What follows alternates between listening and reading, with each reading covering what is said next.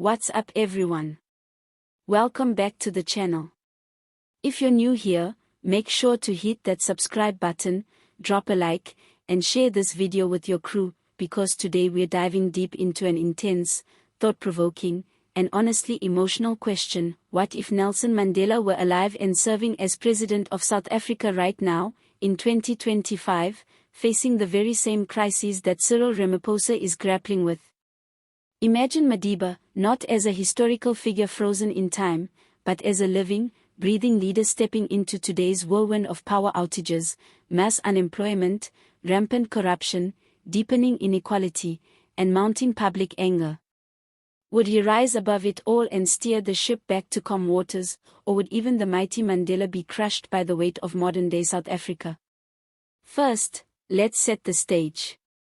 Mandela's legacy is etched in global memory as a symbol of forgiveness, unity, and moral authority. The man who walked out of prison after 27 years not with vengeance in his heart, but with a hand extended in peace. The leader who guided a bitterly divided nation away from civil war and into a new democratic era.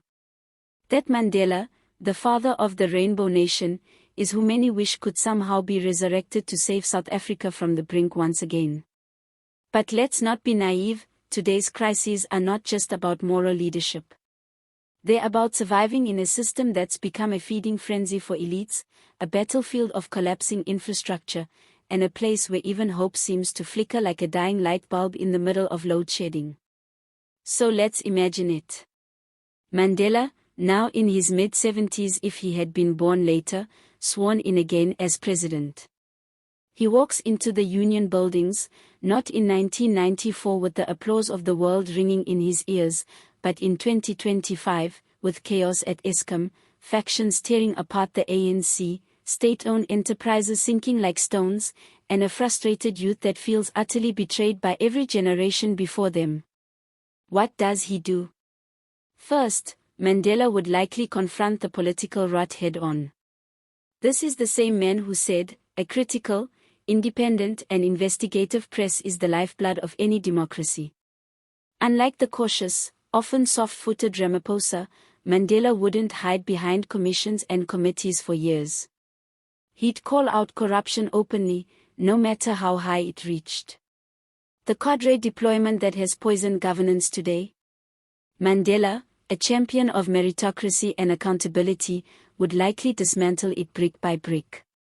He would be relentless in cleaning house, not to protect his legacy, but to restore public trust.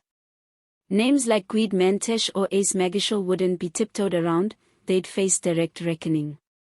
Then comes the economic crisis. Unemployment is hovering near 35%, and youth joblessness is a ticking time bomb. Mandela was no economist, but he understood people. His leadership style wasn't to micromanage policy, it was to build coalitions of competence and vision. He'd likely surround himself with bold economic thinkers, perhaps bringing together progressive voices like Duma Kubule, Thuli Madonsela, and even private sector giants. He would use his influence to call for a new economic deal, one that truly serves the millions living in informal settlements, townships, and rural areas. The idea of land reform would not be weaponized for elections, he'd push for genuine redistribution, balanced with growth, not slogans. When it comes to electricity, Mandela would be furious. South Africans going days without power, small businesses dying, families cooking on paraffin stoves, it would not sit well with him. He might not understand the technicalities of load shedding, but he would understand betrayal.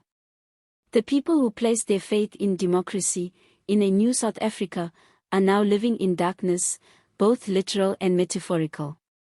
Mandela would likely fire incompetent ministers with the same calm finality with which he dissolved a government of national unity when it no longer served the people. And Eskom? He would either fix it or break it up into something new and accountable to the people. Now, what about the growing anger from the youth? The #fees must fall generation has turned into the "where are the jobs" generation. Mandela once said, "There can be no keener revelation of a society's soul than the way in which it treats its children." He would not be absent from campuses, town halls, or digital spaces where young people cry out for change. He would engage directly. He might even walk into a protest, not to quell it with police, but to listen. To turn anger into dialogue. That's who he was. And in today's era of performative politics, that authenticity would be his greatest weapon.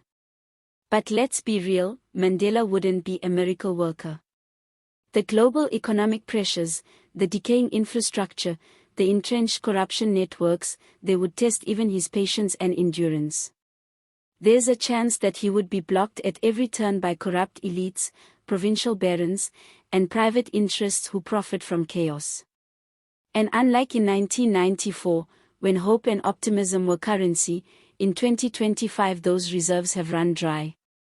People want results, not just inspiration.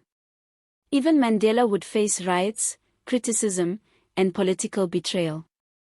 Still, Mandela had something that Ramaphosa, despite all his struggle credentials, has never fully embodied: moral clarity. When Mandela spoke, the country listened. Not because of charisma alone, but because his struggle came with scars, sacrifice, and service. He did not enrich himself. He did not use politics to secure business deals or silence critics. His name still holds weight because he led with purpose and principle. In a time when the ANC is fragmented and the state seems directionless, that kind of leadership would be like rain in the desert. So, would Mandela fix everything? No. But he would restore something we've almost lost: faith. Faith that a leader can still stand tall, speak truth, and walk among the people not as a master, but as a servant.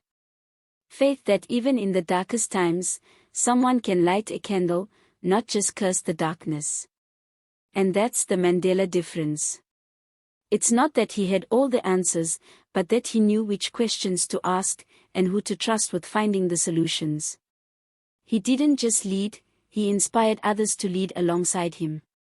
Maybe that's what South Africa needs now more than ever: not another promise, not another campaign, but a leader with the courage to lead from the front, no matter the cost.